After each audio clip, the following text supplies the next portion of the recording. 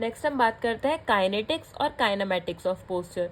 जो हमारे पर्ट्यूबेशंस होते हैं, मतलब सडन चेंज हो रहा है हमारे इक्विलिब्रियम में, तो उसमें हमारे एक्टिव इंटरनल फोर्सेस हमारे काउंटरैक्ट करते हैं एक्सटर्नल फोर्सेस को, जो कि हमारे इक्विलिब्रियम और स्टेबिलिटी को हमारे अफेक्ट करते हैं बॉडी के इन erect standing position.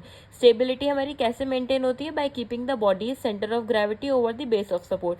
Base of support के ठीक ऊपर हमारी सेंटर ऑफ ग्रेविटी होगी, तो हमारी बॉडी इक्विलिब्रियम में रहेगी और बॉडी स्टेबल रहेगी, और हेड हमारा पोजीशन में रहेगा that permits gaze to be appropriately oriented.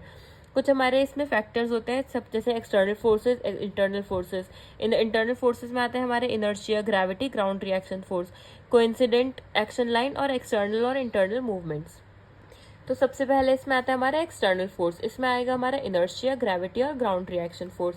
Inertia क्या होता है हमारा? जब बॉडी हमारी स्टैंडिंग पोस्चर में होती है, इरेक्ट स्टैंडिंग पोस्चर में, तो बॉडी हमारा कांस्टेंट स्विंग मोशन करती है, उसे हम कहते हैं पोस्टरल स्वे या फिर वे एनवेलप। 4 इंचेस बिटवीन फीट, 12 इन सैजिटल प्लेन, 16 इन फ्रंटल प्लेन।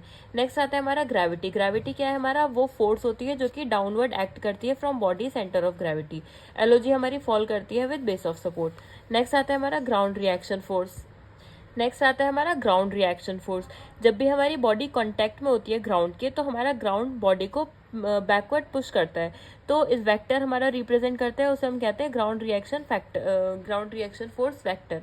इसके हमारे 3 कंपोनेंट्स होते हैं फोर्स के। एक वर्टिकल कंपोनेंट होता है और 2 हमारे हॉरिजॉन्टल कंपोनेंट होते हैं। हॉरिजॉन्टल में हमारे मीडियल और लेटरल डायरेक्शन में होता है, और दूसरा हमारा इंटीरियर पोस्टीरियर डायरेक्शन में होता है। ग्राउंड रिएक्शन फोर्स वेक्टर हमारा इक्वल होता है मैग्नीट्यूड में, लेकिन अपोजिट होता है डायरेक्शन में to ground forces in erect standing position.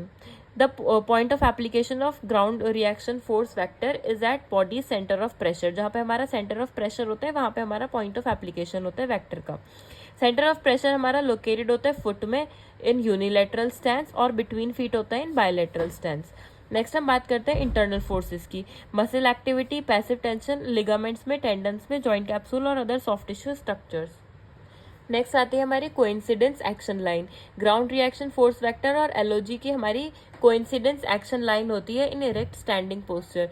इससे क्या होता है हमारा हेल्प मिलती है to analyse the effect of these forces on body segments. Next हम बात करते हैं इंटरनल एंड एक्सटर्नल मूवमेंट्स की।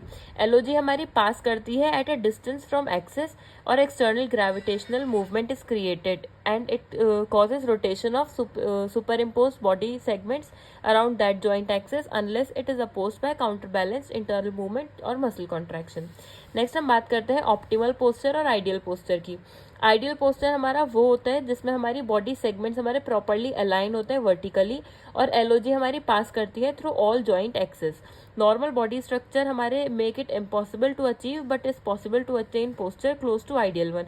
नॉर्मली हम आइडियल पोस्चर को मेंटेन नहीं कर सकते हैं बॉडी में, लेकिन उसके आसपास हम मेंटेन कर सकते हैं। नॉर्मल स्टैंडिंग पोस्चर में क्या होता है हमारे LOG fall close but not through most of the joint axis. Compressive forces हमारे डिस्ट्रीब्यूट हो जाते हैं all over the weight bearing joint surfaces. कोई एक्सेसिव टेंशन नहीं होती है, तो हमारा एक्सर्टेड ऑन लिगामेंटस और रिक्वायर्ड मसल जब हमारा आइडियल पोस्चर होता है तो।